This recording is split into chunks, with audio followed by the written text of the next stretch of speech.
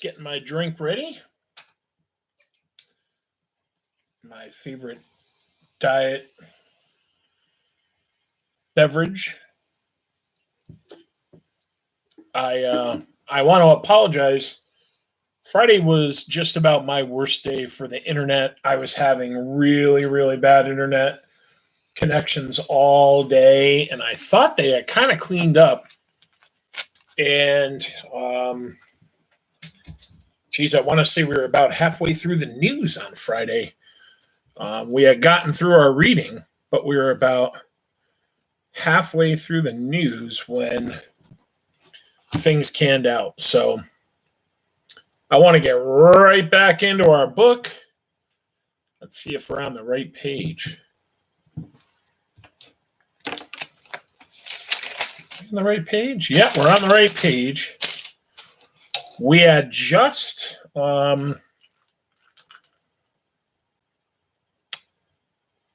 Jurgis had found Marija, right?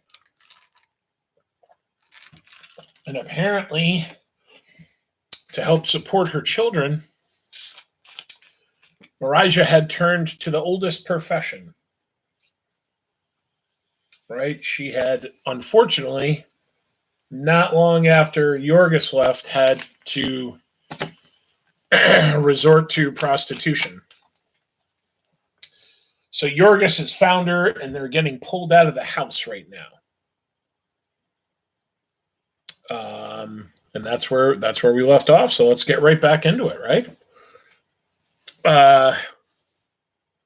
And Jurgis had explained that he had been in trouble and that he couldn't afford to get arrested. Downstairs, where the greater part of the prisoners were now massed, she sought out, meaning Marija, the stout personage with the diamond earrings, and had a few whispered words with her. The latter then approached the police sergeant who was in charge of the raid. "Billy," she said, pointing to Jurgis, "that fellow who came in to see us to see his sister. He just got in the door when you knocked. You aren't taking hobos, are you?" "Sorry," he said, "but the orders are everyone but the servants." So Jurgis slunk in among the rest of the men, who kept dodging behind each other like sheep that have smelled a wolf. There were old men and young men, college boys, gray beards, old enough to be their grandfathers. Some of them wore evening dress. There was no one among them, save Jurgis, who showed any signs of poverty. When the roundup was completed, the doors were opened, and the party marched out. 3 patrol wagons were drawn up to the curb, and the whole neighborhood had turned out to see the sport. There was much chaffing, the universal craning of necks. The women stared about them with defiant eyes or laughed and joked, while the men kept their heads bowed, and the other pulled their hats over their faces. They were crowded into patrol wagons as if into streetcars, and then off they went amid a din of cheers. At the station house, Jurgis gave a Polish name and was put into a cell with a half-dozen others. While he sat and talked in whispers, he lay down in the corner and gave himself up to his thoughts. Jurgis had looked into the deepest reaches of the social pit and grown used to the sights in them. Yet when he had thought of all humanity as vile and hideous, he had somehow always accepted his own family that he had loved. And now the sudden horrible discovery, Marija was a whore, and Elizabeta and the children living off her shame.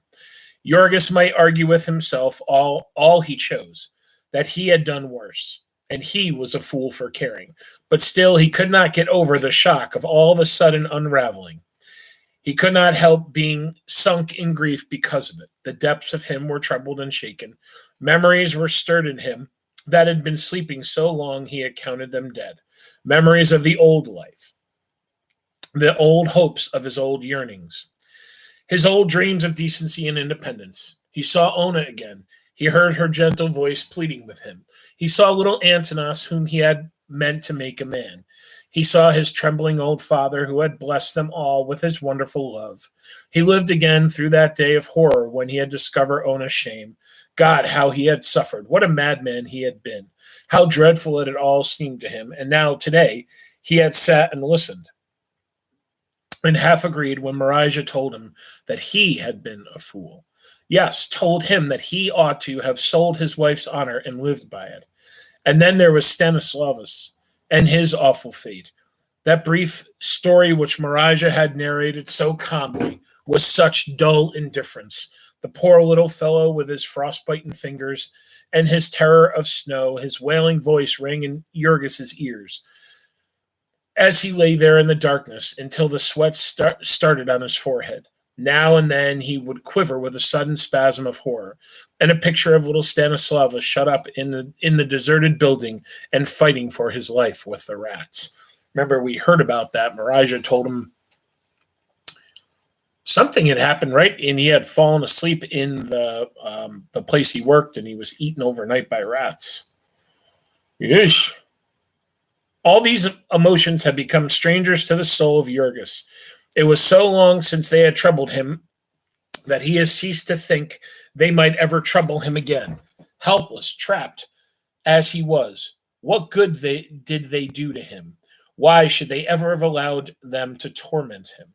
It had been the task of his recent life, excuse me, to fight them down, to crush them out of him. Never in his life would he have suffered from them again, save that they had caught him unawares and overwhelmed him before he could protect himself. He heard the old voices of his soul. He saw his old ghosts beckoning to him, stretching out their arms to him. But they were far off and shadowy, and the gulf between them was black and bottomless. They would fade away into the midst of the past once more. Their voices would die, and never again would he hear them. And so the last faint spark of manhood in his soul would flicker out. Boom. We are getting so close. Another chapter done. I think I had originally thought that we would be done tomorrow night. I think we're probably going to be starting our new book Wednesday. So we were getting a chapter done a night. And then that one chapter was like 2.5 times as long as the other one. So we're doing pretty good. And unfortunately, I'm whacking the computer here. It's a little tough for me to,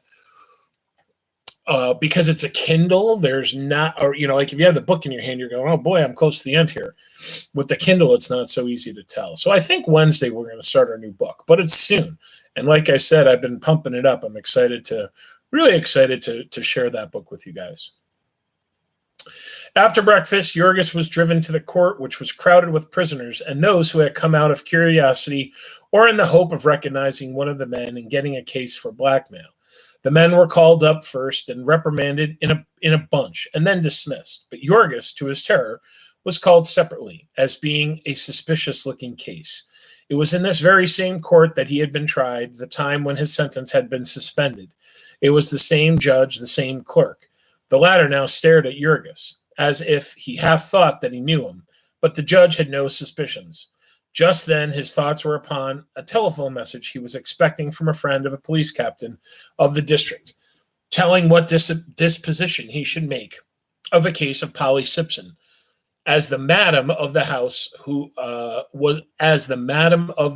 was known. Meantime, he listened to the story of how Jurgis had been looking for his sister and advised him dryly to keep his sister in a better place. Then he let him go and proceeded to fine each of the girls $5, which fines were paid in a bunch, a wad of bills with Madame Polly extracted from her stocking. Jurgis waited outside and walked home with Marijah. The police had left the house, and already there were a few visitors. By evening, the place would be running again, exactly as if nothing had happened. Meantime, Marijah took Jurgis upstairs to her room. They sat and talked. By daylight, Jurgis was able to observe that the color in her cheeks was not the old natural one of abounding health. Her complexion was in reality a parchment yellow, and there were black rings under her eyes. Have you been sick? He asked. Sick, she said. Hell. Marijah had learned to scatter her conversation with so many oaths as a longshoreman or a mule driver. How can I ever be anything but sick at this life? She fell silent for a moment, staring ahead of herself. It's morphine, she said at last. I seem to take more of it every day. What's it for? He asked. It's the way of it. I don't know why. If it's that, it's drink.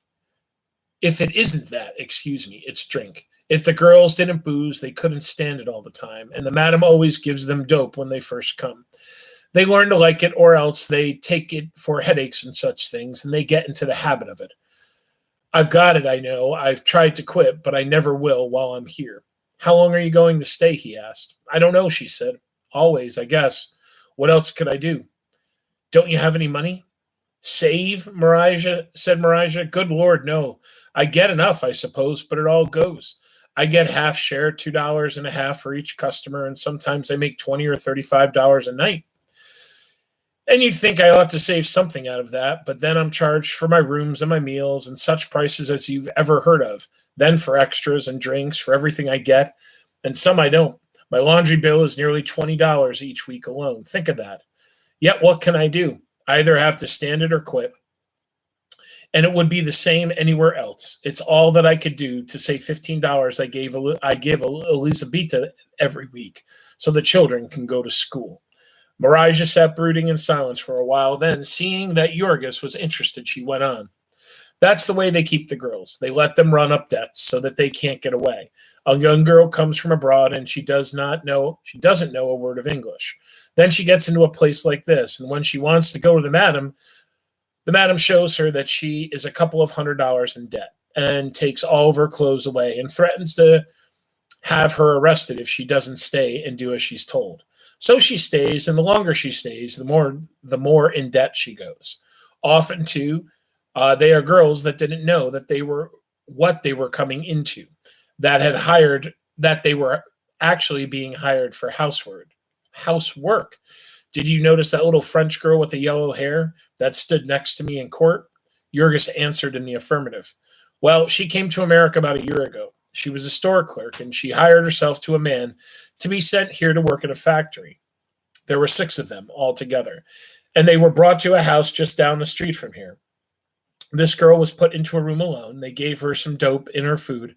When she came to, she had found out that she had been ruined. She cried and screamed and tore her hair, and she had nothing but a wrapper and couldn't get away. And they kept her half insensible with drugs all the time until she gave up. She never got outside of that place for 10 months, and then they sent her away because she didn't suit. I guess they put her out here too. She's getting to have crazy fits from drinking absinthe. Only one of the girls that came out with her got away, and she jumped out of the second-story window one night. There was a great fuss about that. Maybe you heard of it. I did, said Jurgis. I heard of it afterwards. It had happened in a place where he and Dwayne had taken refuge from their country customer. The girl had become insane, fortunately for the police. There's a lot of money in it, said Marijah. They get as much as $40 a head for girls, and they bring them from all over. There are 17 in this place, and 9 different countries among them. In some places you might find even more. We have half a dozen French girls. I suppose it's because the madam speaks the language. French girls are bad, too, the worst of all, except for the Japanese. There's a place next door that's full of Japanese women, but I wouldn't live in the same house with one of them. Marijah paused for a moment or two, and then she added, most of the women here are pretty decent. You'd be surprised. I used to think they did it because they liked it. But fancy a woman selling herself to every kind of man that comes, old or young, black or white, and doing it because she likes to. Some of them, they do, said Jurgis.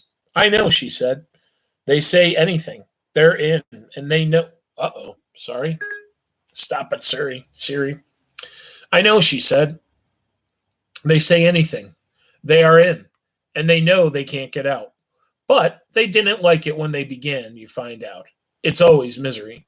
There's a little Jewish girl here who used to run errands for a milliner. That's a person who makes hats, and got sick and lost her place. And she was 4 days on the streets without a mouthful of food, and then she went to a place just around the corner and offered herself. They made her give up her clothes before they would give her a bite to eat. Marijah sat for a minute or two, brooding somberly. Tell me about yourself, Jurgis, she said suddenly. Where have you been? Oh boy, that's a story.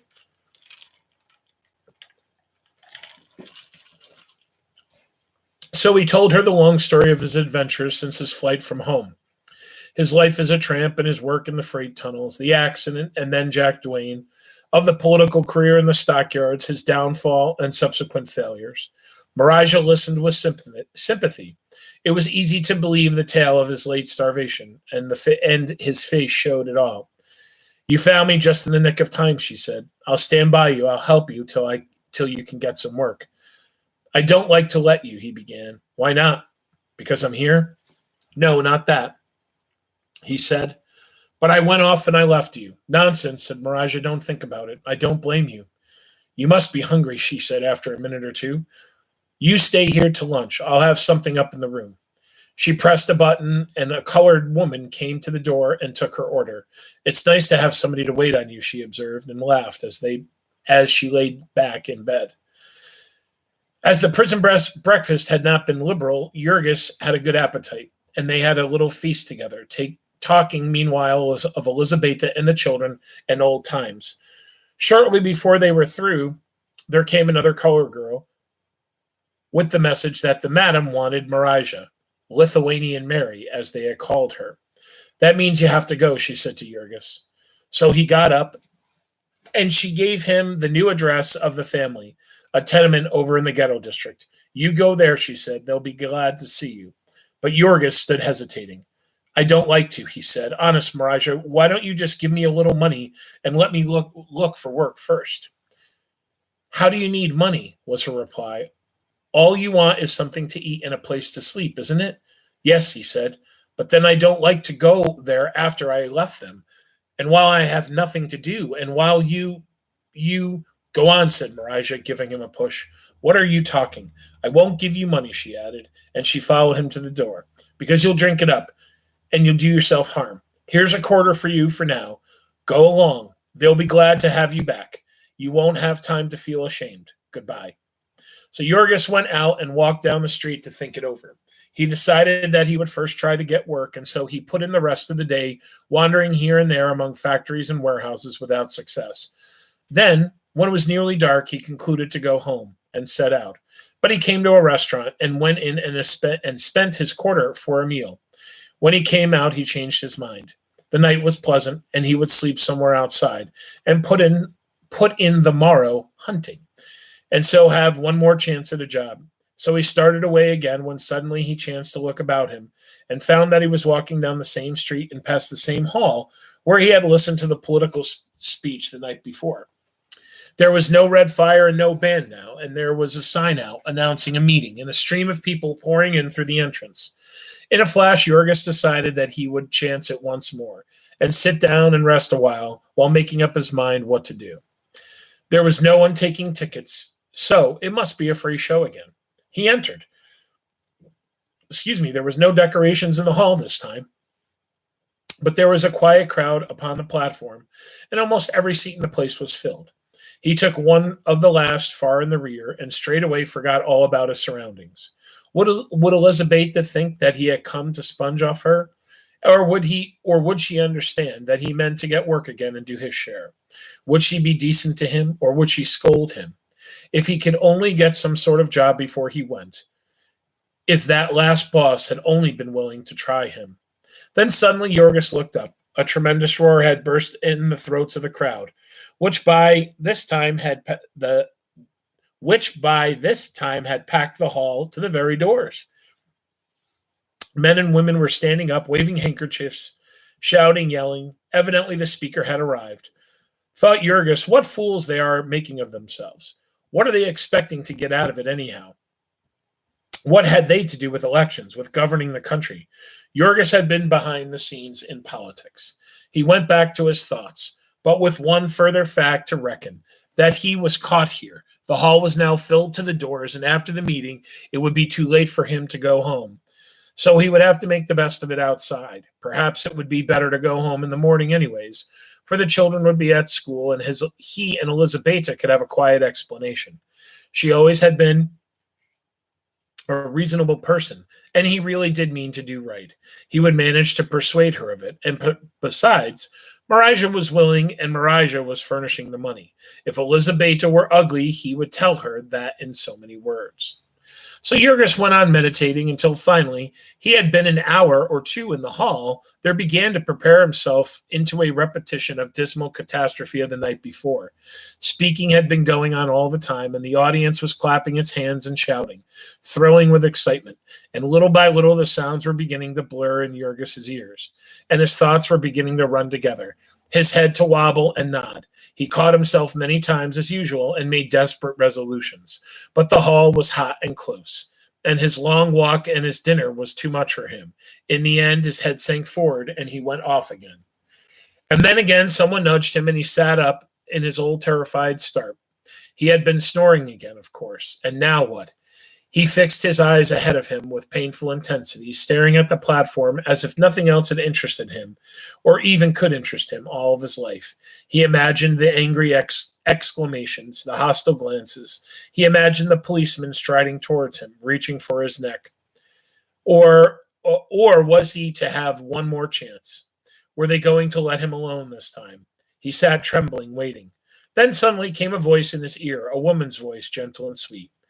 If you would try to listen, comrade, perhaps you would be interested. Jurgis was more startled by that than he would have been by the touch of a policeman. He still kept his eyes fixed ahead and did not stir, but his heart had a great leap. Comrade? Who was calling him comrade? He waited long at last, when he was sure that he was no longer watched. He stole a glance out of the corner of his eyes at the woman who sat beside him.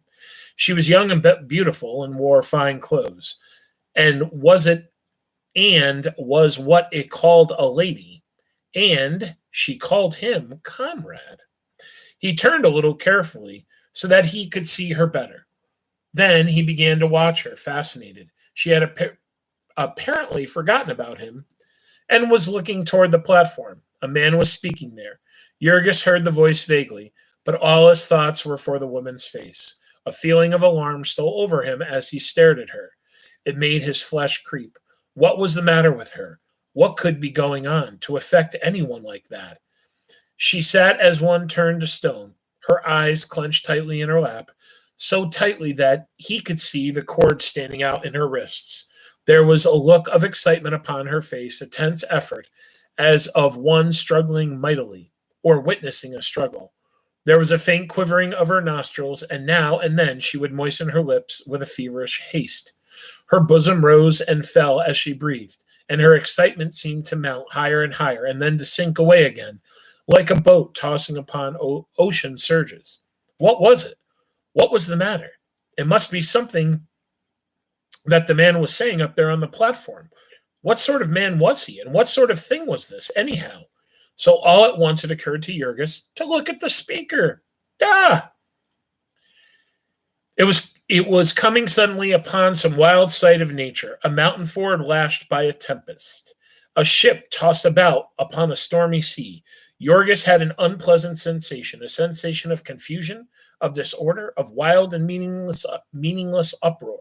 The man was tall and gaunt and haggard as his auditor himself. A thin black beard covered half of his face, and one could see only two black hollows where his eyes were.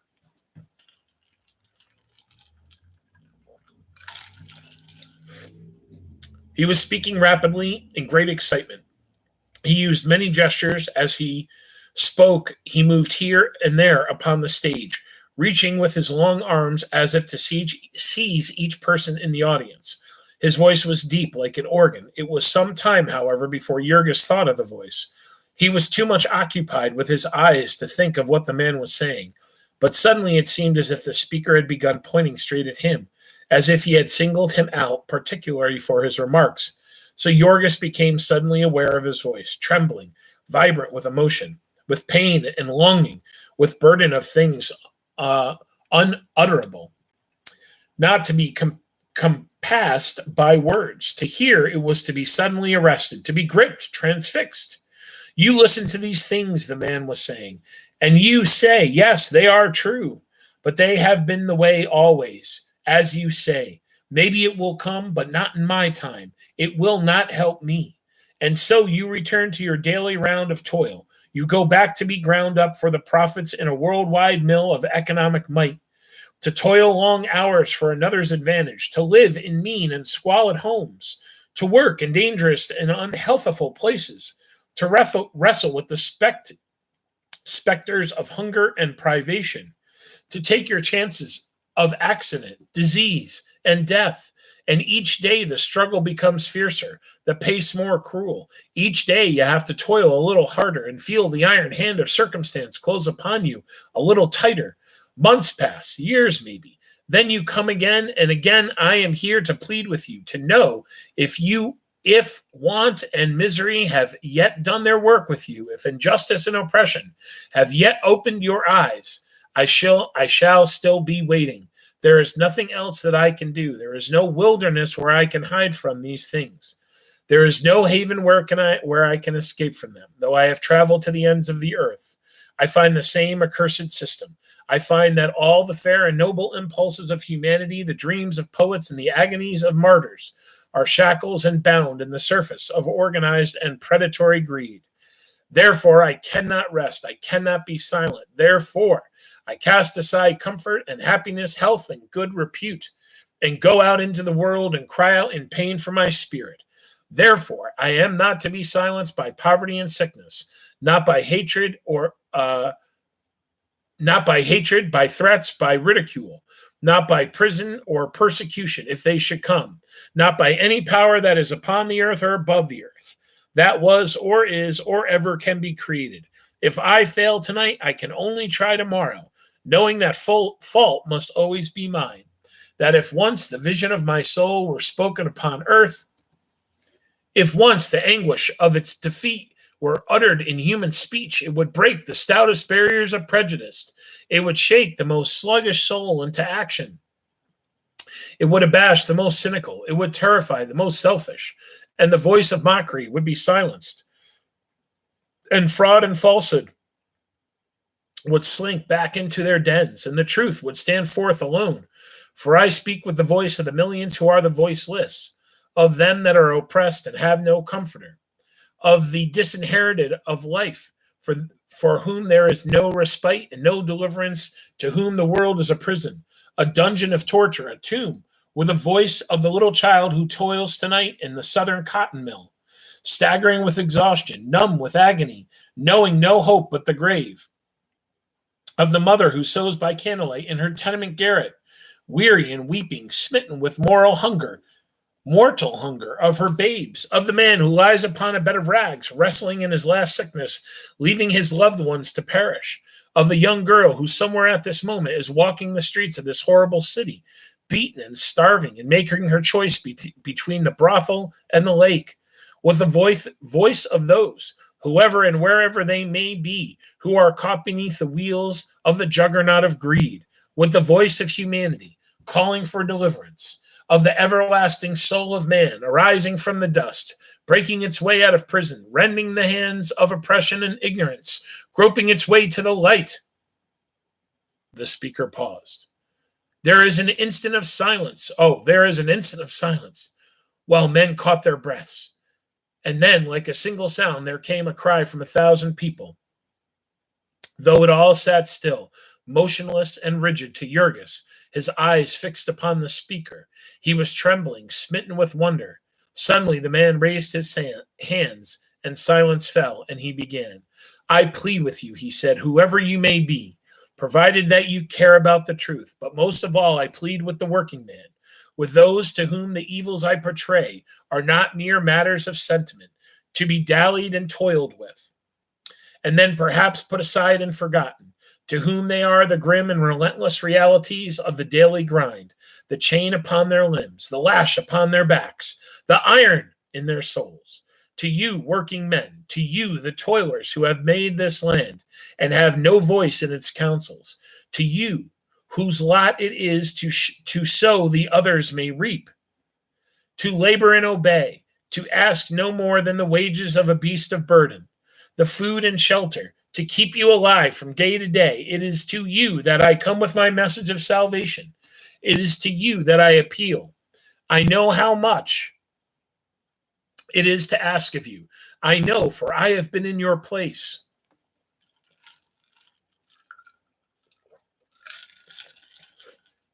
Ah, man, this is getting exciting.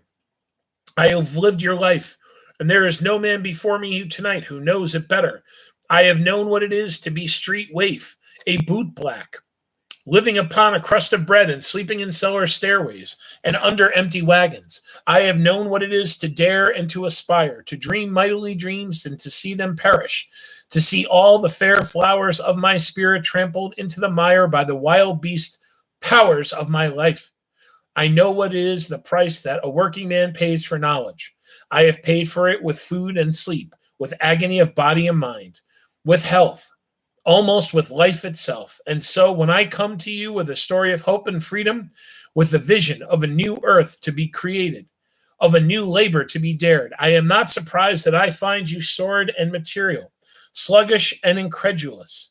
That I do not despair is because I know also the forces that are driving behind you, because I know the raging lash of poverty, the sting of contempt and mastership, the insolence of office and the spurns, because I feel sure that in the crowd that has come to me tonight, no matter how many be dull and heedless, no matter how many have come out of idle curiosity or in order to ridicule, there will always be one man whose pain and suffering have made desperate, whom some chance vision of wrong and horror has startled and shocked into attention. And to him my words will come like a sudden flash of lightning to one who travels in darkness, revealing the way before him, the perils and the obstacles, solving all problems, making all difficulties clear. The scales will fall from his eyes, the shackles be torn from his limbs. He will leap up with a cry of thankfulness. He will stride forth a free man at last, a man delivered from his self-created slavery, a man who will never more be trapped, whom no blandishments will cajole, whom no threats will frighten, who from tonight on will move forward and not backward, who will study and understand, who will gird on his sword and make his place in the army of his comrades and brothers, who will carry the good tidings to others, as I have carried them to him. Priceless gift of liberty and light that is neither mine nor his, but it is the heritage of the soul of man. Working men, comrades, open your eyes and look about you. You have lived so long in the toil and heat that your senses are dulled, your souls are numbed. But realize once in your lives this world in which you dwell. Tear off the rags of the customs and conventions. Behold it as it is, in all its hideous nakedness. Realize it. Realize it. Realize that out upon the plains of Manchuria tonight, two hostile armies are facing each other. That now, while we are seated here, 1,000,000 human beings may be hurled at each other's throats, striving with the fury of maniacs to tear each other to pieces. And in this 20th century, 1900 years since the Prince of Peace was born on earth, 1900 years that his words have been preached and divined, there are two armies of men rending and tearing at each other like wild beasts of the forest. Philosophers have reasoned, prophets have denounced, poets have wept and pleaded, and still his hideous monster roams at large. We have schools and colleges, newspapers and books. We have searched the heavens and the earth. We have weighed and probed and reasoned, and all to equip men to destroy one another. We call it war. We pass it by. But do not put me off with platitudes and conventions. Come with me. Realize it. See the bodies of men pierced by bullets, blown to pieces by bursting shells. Hear the crunching of the bayonet plunging into a human's flesh. Hear the groans and shrieking of agony. See the faces of men crazed by pain, turned into fiends in fury and hate. Put your hand upon that piece of flesh. It is hot and quivering. Just now it was part of a man. This blood is still streaming. It was driven by a human heart. Almighty God, and this goes on. It is systematic, organized, premeditated, and we know it. We read of it. We take it for granted. Our papers tell of it, and the presses are not stopped. Our churches know of it and do not close their doors. The people behold it and do not rise up in the horror of revolution. Whoa. I'm going to finish this page. Or perhaps Manchuria is too far. Wait, let me have a drink first. Whoa. This guy is heating up. Excuse me. Or perhaps Manchuria is too far away for you. Excuse me. Come home with me then. Come here to Chicago. Here in the city tonight, 10,000 women are shut up in foul pens and driven by hunger to sell their bodies to live. And we know it. We make it a jest. These women are made in the image of our mothers. They may be your sisters, your daughters, the child whom you left at home tonight. Those laughing eyes will greet you in the morning. That fate may be waiting for her. Tonight in Chicago, there are 10,000 men, homeless and wretched, willing to work and begging for a chance, yet starving and fronting in terror the awful winter cold. Tonight in Chicago, there are 100,000 children wearing out their strength and blasting their lives in effort to earn their bread. There are 100,000 mothers who are living in misery and squalor, struggling to earn enough to feed their little ones. There are 100,000 old people, cast off and helpless, waiting for death to take them to their torments. There are 1,000,000 people, men and women, who share the curse of the wage slave, who toil every hour and they can stand and see just enough to keep them alive, who are condemned to the end of their days to monotony and weariness, to hunger and misery, to heat and cold, to dirt and disease, to ignorance and drunkenness and vice. And then turn over the page with me and gaze upon the other side of the picture. There are 1,000, 10,000, maybe, who are the masters of these slaves, who own their toil. They do nothing to earn what they receive. They do not even ask for it. It comes to them of itself. Their only care is to dispose of it. They live in palaces. They riot in luxury and extravagance, such as no words can describe, as makes the imagination reel and stagger, makes the soul grow old and faint. They spend hundreds of dollars for a pair of shoes, a handkerchief, a garter. They spend millions for horses and automobiles and yachts, for palaces and banquets, for little shiny stones with which they deck their bodies. Their life is a contest among themselves for supremacy in ostentation and recklessness, in the destroying of useful and necessary things, in the wasting of the labor and the lives of their fellow creatures, and the toil and anguish of the nations, the sweat, the tears, and blood of the human race. It is all theirs. It comes to them, just as all springs pour into streams, and streams into rivers, and rivers into oceans. So automatically and inevitably, all their wealth comes to them. All right, that's about halfway through his speech. And his speech goes on. So let's call it there for right now. We're doing good. We got another 20 pages. We're doing really good, my friends. I didn't look at the page. I got to write down the page. I always write it down just in case the Kindle dies and I have to recharge it and it didn't save the page. So anyways, I hope everybody's doing well. Again, I'm sorry that my internet crapped out on us Friday night. I think we're about halfway through the news. I did not mark where we were, but all is well. It was a busy weekend. I hope you guys had a good Mother's Day. Kind of a cold day to start, but I was actually out.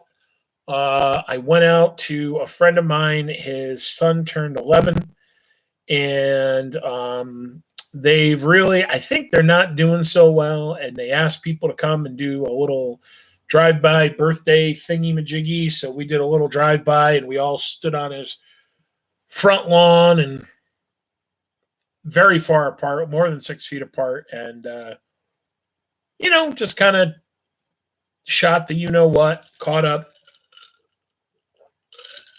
and all is good. Helped a friend fix their deck and put some lattice around the deck. I guess their dog was digging underneath the deck and everything, so helped out with that and had some dinner, and we sat on the deck, a good 6 feet apart, and everybody just kind of hung out. So I didn't have a mask on, but we didn't get close, and I was doing all the work, so it wasn't. My friends aren't tool savvy, so and I am. I've always worked with tools. I know how to do drywall and wiring and plumbing, and some of it my friends have taught me. Some I learned here and there, but it's always good, I think, to have especially drywalling and being able to paint. Doing some of your basic plumbing is and basic electricity can save you hundreds, even thousands of dollars. Um, Especially plumbing. Plumbing can be an extremely, extremely expensive adventure. And I know the first big bathroom that I ended up doing in my old house, that was, and it really wasn't that bad. Wasn't that bad of a, you think, oh, plumbing, boy, it's going to stink and this and that. No, wasn't that bad. And there's little tricks that you can use to help you through it, though it wasn't bad. I think it's more of just plumbing can be a real interesting kind of planning maneuver. And the one thing that especially you learn in plumbing is that obviously plumbing pipes cannot run perpendicular, right? Most of them, they've got to run on a little bit of a slant, or the water is just going to stand. And so that can be interesting. But anyways, pretty good weekend. I hope you guys had a good weekend. I actually was kind of happy being outside today. Little chilly. I had a long sleeve shirt on. Nice little wind. Towards the end there, I thought it was going to start raining. We were sitting on the deck, and my friends had ordered some dinner, and we were sitting there having dinner and having a beer. And I was like, oh boy, it looks like it's going to rain. A couple minutes later, boom, the sun came out, and it really turned out to be a nice day. And I'm hoping the last 2 nights I've had to turn the heat on, and I'm hoping not to do that. I know by the end of this week, we're supposed to be in the 70s. So, I guess this week's going to be a little rainy.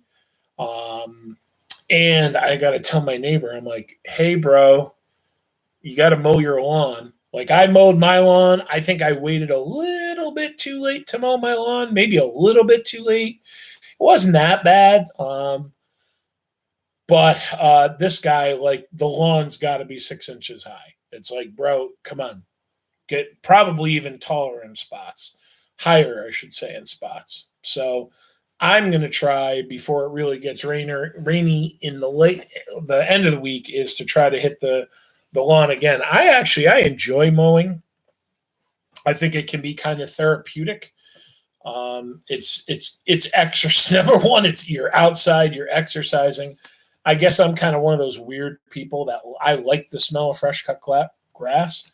I don't think I would want the deodorant fresh cut grass. Maybe a candle. I wonder, that must be like a Yankee candle.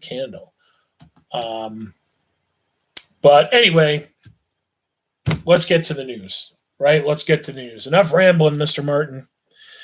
So yesterday, or 2 days ago, I think it was 226 New Yorkers died.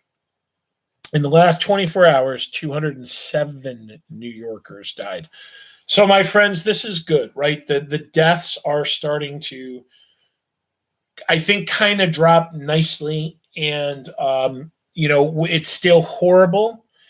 But where it seems as though the hardest hit parts of New York right now are the nursing homes. I think almost a quarter of those deaths occurred in nursing homes. So, Governor Cuomo said, and he said, this is not a recommendation. This is now law. nursing homes need to test all of their employees twice a week. So, this could be a considerable. I don't know. I did not look into this. I don't know who's picking up the cost of that. I'm assuming probably at first it's going to be the nursing homes, but hopefully the states are going to step in. New York State does not have state nursing homes. I believe there are still some county-run nursing homes, but most of the nursing homes in New York State are private nursing homes. And they can be pretty dismal places.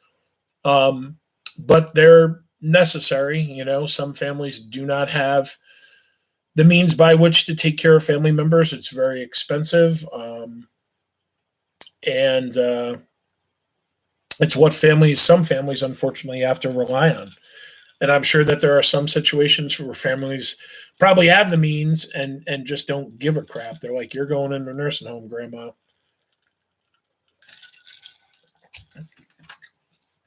And if that's the case, well, I'm very sorry for them.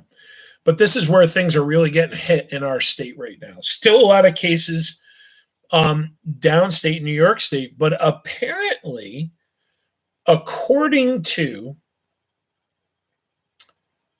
what's his name? Dan McCoy, the county executive for Albany County, I think that's his name, Dan McCoy, claimed that on Saturday there were 0 new COVID cases in Albany County.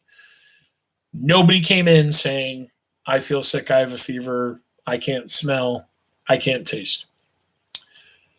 So, we've thought, and the governor has talked about that probably the Capital District and upstate will lead the charge in a lot of the reopening.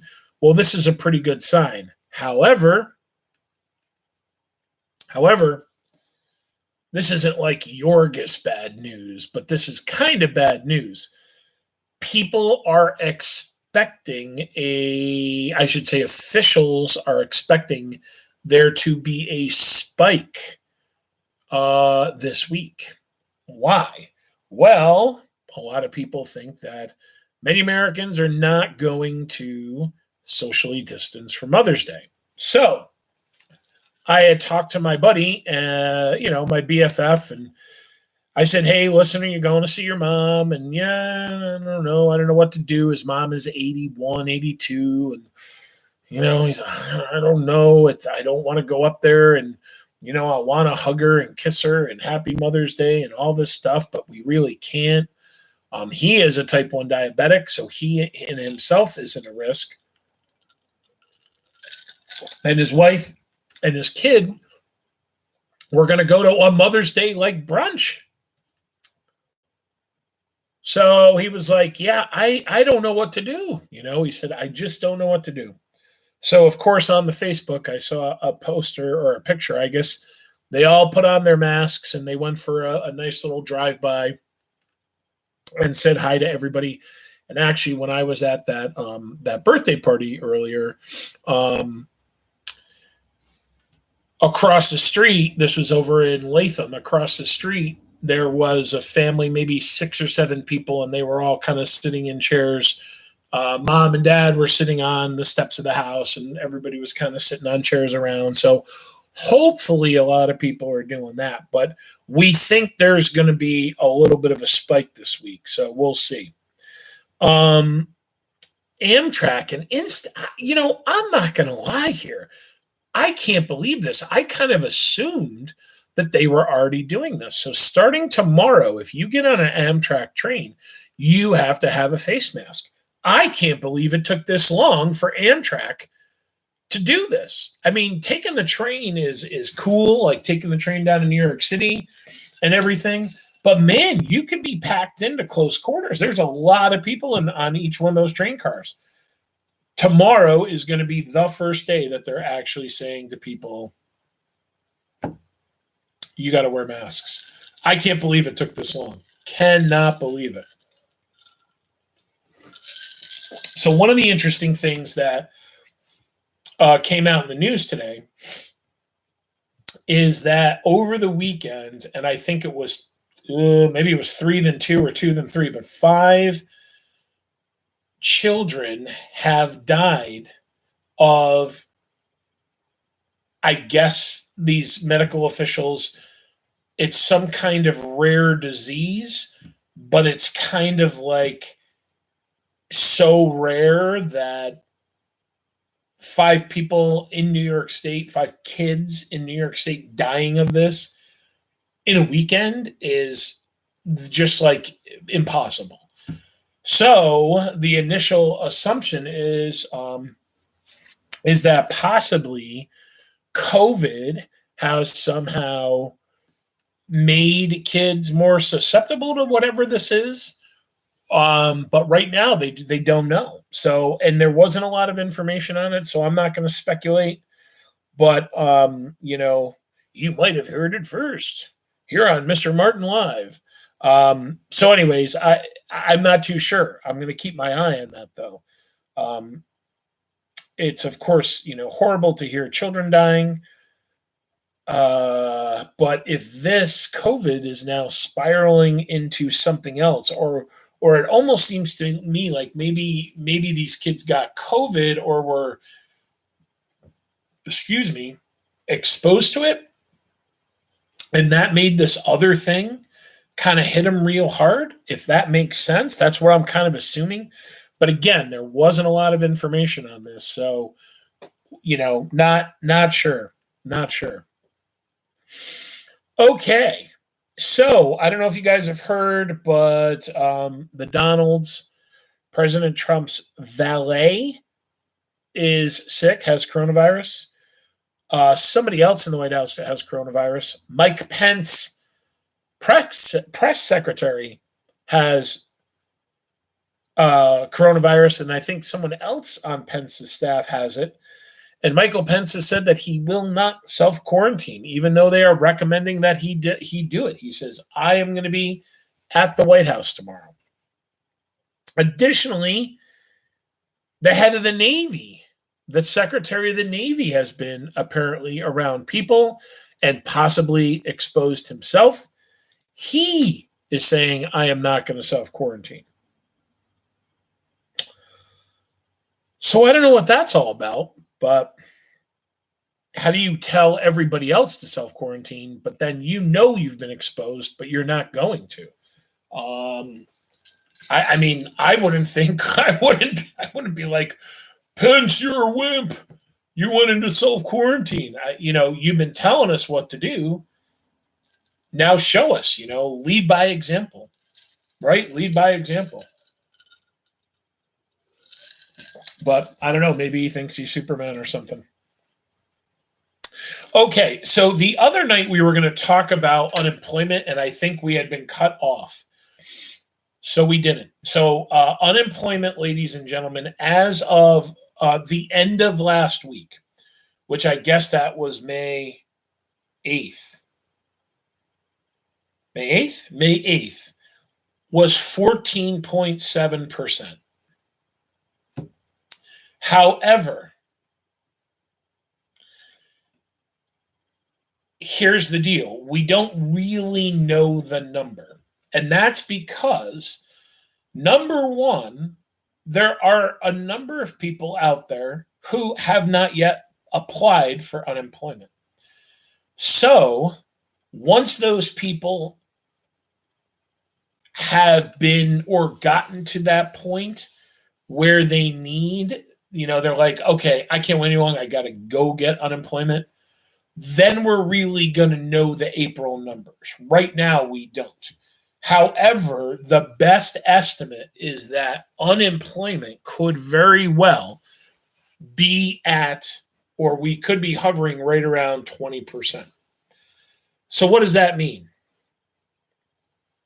That does not mean that 20% of the people in our country that are old enough to have a job don't have a job. That's not what that means.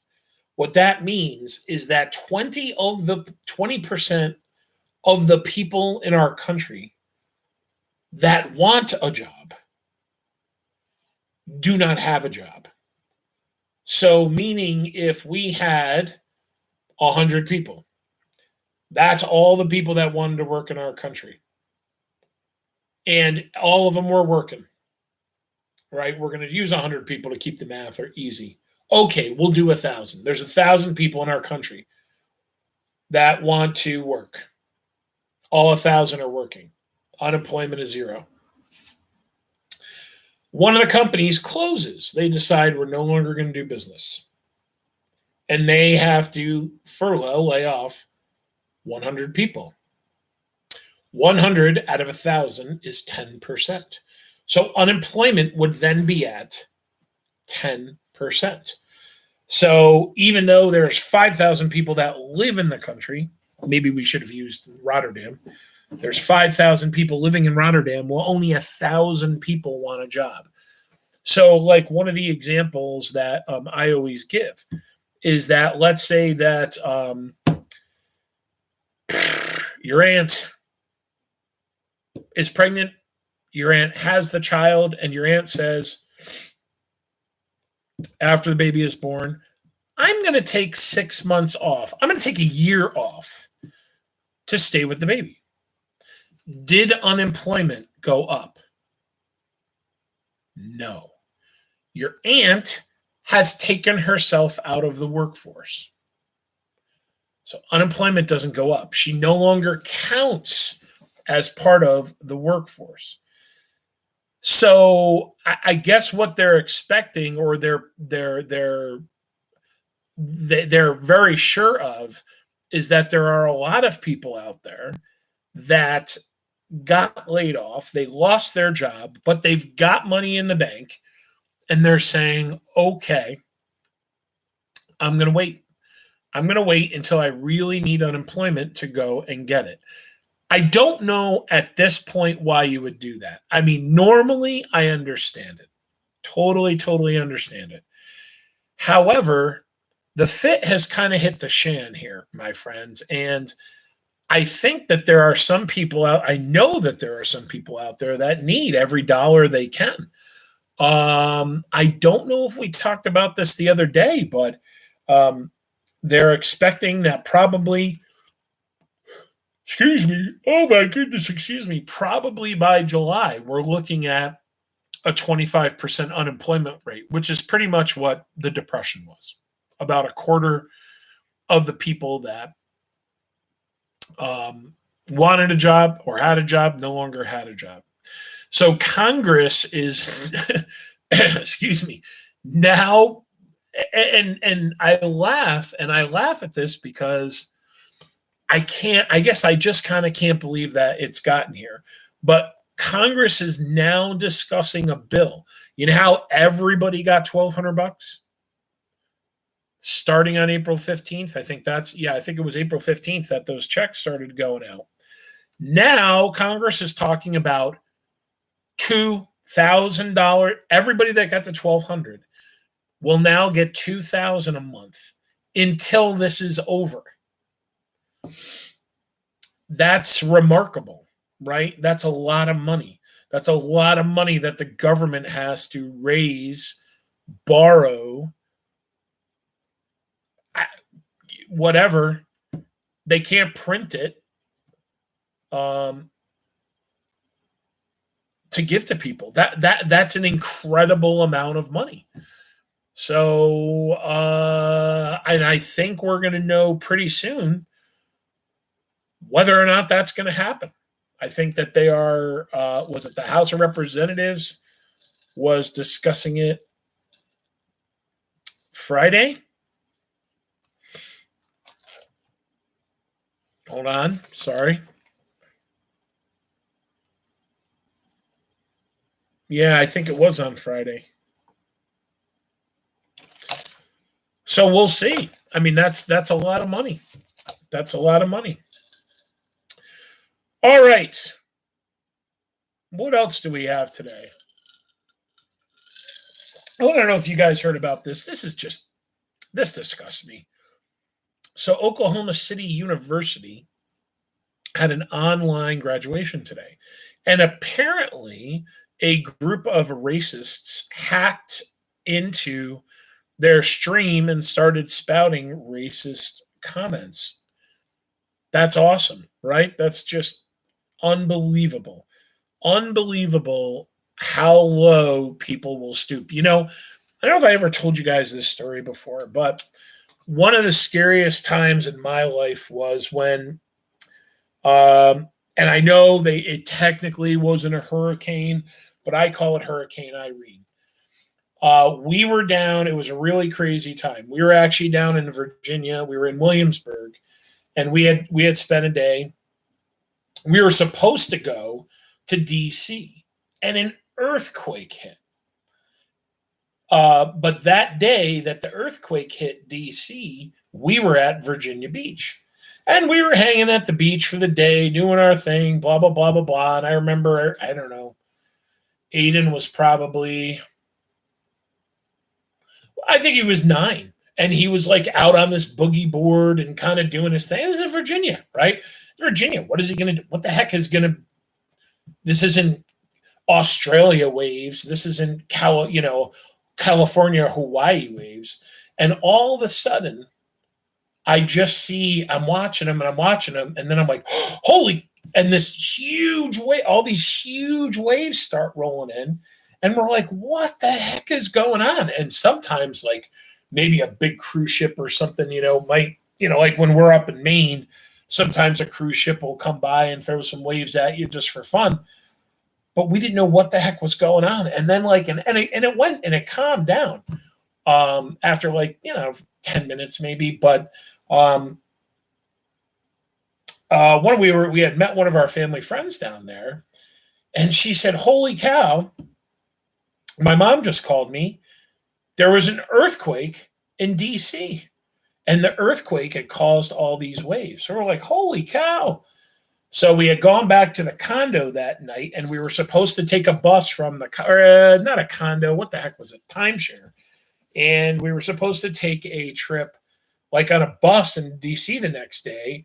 But I remember the Washington Memorial, marble cracked on that, and something else was going on. So we're like, okay, I guess we're not going into DC.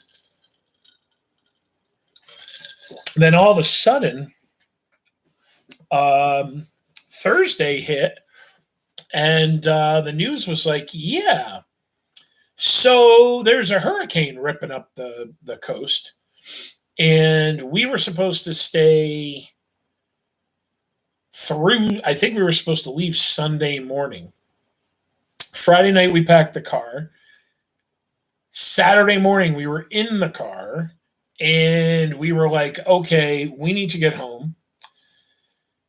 So we actually ended up going, instead of going Maryland, New Jersey, Maryland, Delaware, New Jersey, New York City, up to us, we actually did this thing where we hooked up through Maryland and Pennsylvania, and we made it home in 5 hours. It was awesome.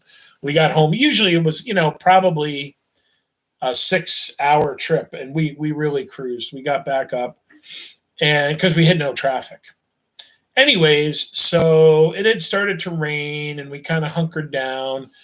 And then the next morning we woke up, and and it was raining like crazy. And I remember making breakfast, and then I kind of was looking out the window, and I went, something's weird, right? I was like, something is very weird. And a massive pine tree had fallen. And what was weird was the view. We lived up on a mountain at the time. Our view was totally different. And I was like, oh my God.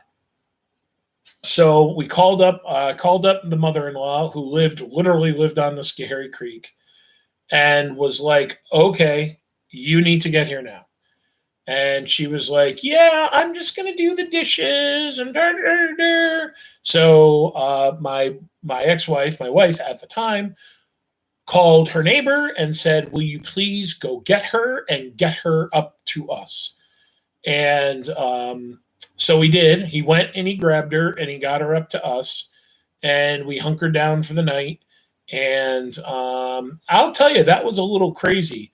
Getting up the next morning, a couple more trees had fallen, but our driveway was a stone driveway. And it looked like somebody just took a huge knife and just carved these big gashes in the driveway. So the rain had stopped. 8 inches of rain had fallen in 12 hours. So I thought to myself, well, let me go see what I can see. And at the time, we had a Highlander, a Toyota Highlander, really good four-wheel drive car. So I drove down the bottom of the mountain, and at the bottom of the mountain, there was a stream that followed the road down the mountain. 120 tons of stone had come out of the creek and was over the road. And it was a good thing that I didn't have to take a left because I had to take a right. So I drove to my mother-in-law's house where trees were down everywhere. And I pretty much thought that house is going to be gone. And I got to her neighbor's house, and I couldn't yet see her house, but I got to, and her neighbor was there, and her neighbor was waving, and hey, how's it going, man? How's it going? And actually, if you guys know Mrs. Gribben, this is Mrs. Gribben's brother-in-law, Larry Gribben. And I said, hey, how is the house going? He looked at me and he said, no, it's still there. And he pulled out his iPhone and he showed me a video of the water. His house is maybe about 50 feet higher. The water, like it looked like she was a little island. So basically, the water got filled up her entire basement, and her house was built in the 1850s, prior to the Civil War, got within just a few inches of the floorboards. Her boiler shot, all the wiring shot, had to have everything replaced in the basement. But, and this is getting back to this Oklahoma City thing. So the next day we went there, and my boys were little. There was 2-3 inches of mud in her garage. She had a big 3-bay garage. We took 55-gallon buckets of mud out of the basement. I don't even know how many buckets of mud we took out of the garage. But that night, because she had no electricity, she lived with us for about a month. And that night, somebody tried to rob her house. So her neighbor, and this is going back to, you just can't believe how low people get. That her neighbor had been a guy that worked overnight, and he couldn't go to work because of what had happened. And so he was there, and he looked outside, and there were 2 trucks, and they had backed up into the garage, and they had their flashlights on. He grabbed a shotgun, came right out of the house. Hey, what's going on? And the crazy thing is they knew my mother-in-law's last name. They said, oh, Mrs. So-and-so sent us over here to get stuff. And he said, no, she didn't. Get out of here. And these guys ended up taking off. But it just absolutely amazes me when people are down, the absolute scum that rises and takes advantage of it. And we had a lot of people doing this. There was a group of people that showed up. I think it was like 4 or 5 people all working together. And what they did was they were going to houses and saying, listen, we've got a crew. They're coming in from Indiana or wherever. We're licensed mold removers, and we'll clean your basement and remove the mold and blah, blah, blah. All we need today is a $500 check for a deposit. They had contracts, they had business cards, they had everything. And they hit house after house, people after people, and they took thousands of dollars out of our valley. They hit tons of people. And it just amazed me. Like I said, what the absolute scum that rise in these situations. But, my friends, there are a lot of great people out there. So today, getting back to our news, and I know we're running a little late. Mr. Martin's rambling here. So two different organizations, the Veterans and Community Housing Coalition and the Veterans Miracle Center, set up a, because you guys know Cross Gates is closed, right? Sad panda, sad panda. Cross Gates is closed. So they took one of the bigger parking lots, I guess, in Cross Gates, and they made a distribution center for veterans, food, clothing, PPE, other things that they needed. Veterans, come on in. We're here for you. So awesome, awesome stuff. And I forgot to say this earlier. I'm sorry I skipped this. So I guess in England, jolly old England, the Prime Minister of England, Boris Johnson, who he himself had COVID, was hospitalized, and I believe he was on a ventilator for a short while. He is now calling for England to go back to work. So I watched part of his speech today, and basically what he's saying is here's the deal, people. If you can go into work, we need people to start going back to work. So, and they're taking the step. Now, here's the crazy thing. I watched this whole BBC broadcast. If you listen to their plan to reopen England, it is almost word for word, and they just released this plan. It is word for word the plan we're using to open. And I'm not saying that Cuomo is this god, but it is almost word for word. This week, they are reopening manufacturing and construction. Then they're reopening. I was like, holy cow. I was like, it's like Cuomo that's talking about this. So anyways, it's rolling. It's rolling. The only other thing in the news, and then we'll do a real quick rundown of this day in history, is up in South Dakota, my friends. We talked about Native American tribes being pushed, being put on reservations. And those tribes are an entity on those reservations, almost like their own little nation, really. And they police themselves. On the reservation, and I don't remember the name of the chief of that reservation. I should have written it down. But the governor of South Dakota has not put South Dakota into a lockdown, has not hit the old pause button. And the Cheyenne have put up checkpoints, COVID checkpoints, because this is why, for people entering the reservation. The reason is they do not have the medical equipment. They do not have the PPE. They do not have tests. They do not have a way to protect themselves if COVID gets on the reservation. So apparently today, the governor of South Dakota said to the Cheyenne, you have 48 hours to open up that reservation or else. So, I wish that we would stop doing stuff like this, but it apparently we're not. We are still, unfortunately, treating Native Americans like crapola. So, anyway, on this day in history, one of my favorite places in the world, 1775. This is after Lexington and Concord. Ethan Allen and Benedict Arnold.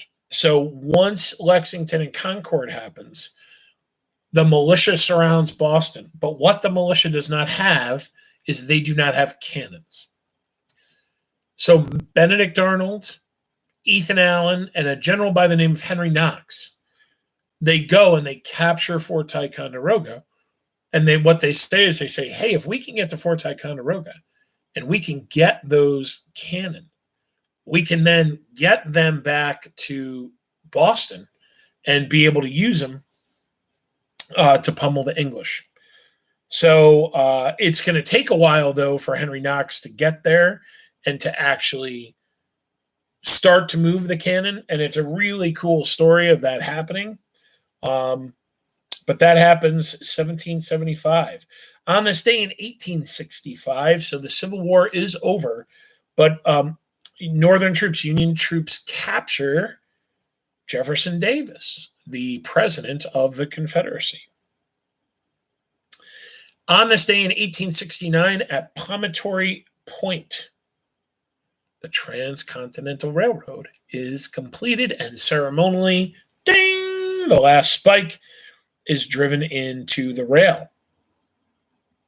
On this day in 1877, Rutherford B. Hayes is president. No, I was not alive.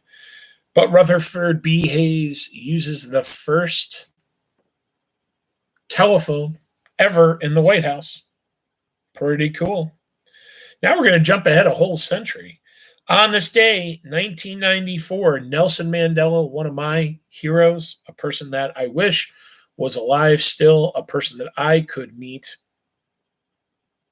He is inaugurated the first Black president of South Africa.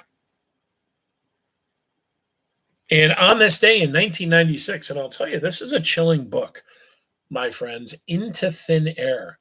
Not to be confused with Into the Wild. Into Thin Air by John Krakauer is the story of 8 climbers on Mount Everest that die. There are 2 parties that are up on Everest, and the one party that tries to summit, 8 of them will die, and it is the worst single loss of life on Everest. And Krakauer, I don't know that he's ascending the mountain at the same time or what's happening, but he goes up with a team and they run into a very similar situation. And the book is just like, whoa, like crazy. And one of the stories, I'll never forget. Go ahead and Google this guy. I don't think I'll ever forget his name. They do summit, and they're on their way back down the mountain. And basically, they shouldn't have summited. They knew this weather was coming in. And if you guys know anything about Mount Everest, people have done it without oxygen, but most people need some kind of oxygen to make the ascent. And I think it's 28,000 feet. And what happens is when you go to Mount Everest, you go to the base camp. And what happens is you can't start climbing. You go there and you get used to it. And I don't know how long it takes. Then what you do is you kind of go higher on the mountain and you get used to it. And then what you do is you kind of attack it in phases, and you acclimate. Your body acclimates. So what happens is they were basically at this point where they were like, okay, here we go, bam, we're going to do it. And they shouldn't have. They kind of knew that they shouldn't have done it. They did it anyway. And on the way back down, they hit hell. They hit a frozen hell. And I think they lost one of the climbers right out. And what happened is the one climber, I believe when they recovered him, at whatever point they recovered him, he was naked. And what happens is when your body is so oxygen deprived, you start to go a little cuckoo. And so they think that he had basically gone kind of cuckoo and stripped himself. But John Krakauer ends up surviving this and making it down. But as they're on their way down, one of the guys in the party, this guy's name is Beck Weathers, he gets separated somehow. And when they find him, He's not moving. He's not totally conscious, but he's not moving, and not really very responsive. And what they do is they end up, is it atropine? They give him like 2 shots with atropine. Can't get him moving. So they leave him, right? Because that's what you have to do, right? It's not like, oh, let's snuggle up together. We'll make it through the night. You're on Mount Everest. If you stay, you're dead. So they leave him. They get down. The next day, guess who walks in to camp? Beckweathers, right? And he loses, I think he loses parts of his hands, parts of his ears, and what ended up having was his nose was all frostbitten. And what they ended up doing was taking like skin from other parts of his body and kind of like remaking his face, because he ended up losing parts of his face from being frostbitten. But holy crap, right? You know, like the other night, Thursday night, I went to sleep and I was like, well, it's a little cold. Maybe I should go turn on forget it. It's fine. This guy was on Mount Everest at who knows how many thousands of feet in a freaking worst snowstorm, one of the worst snowstorms of the year. And somehow he makes it through the night. You know, you want to talk about perseverance. Holy cow. So you think we got it bad right now being trapped in the house? Maybe not so much. Maybe that's a good story to put things into perspective. Well, anyways, my friends, good weekend. Great night of reading. We're so close. I can't wait to finish this book. I can't wait. I think it's been a good book, and we're almost there.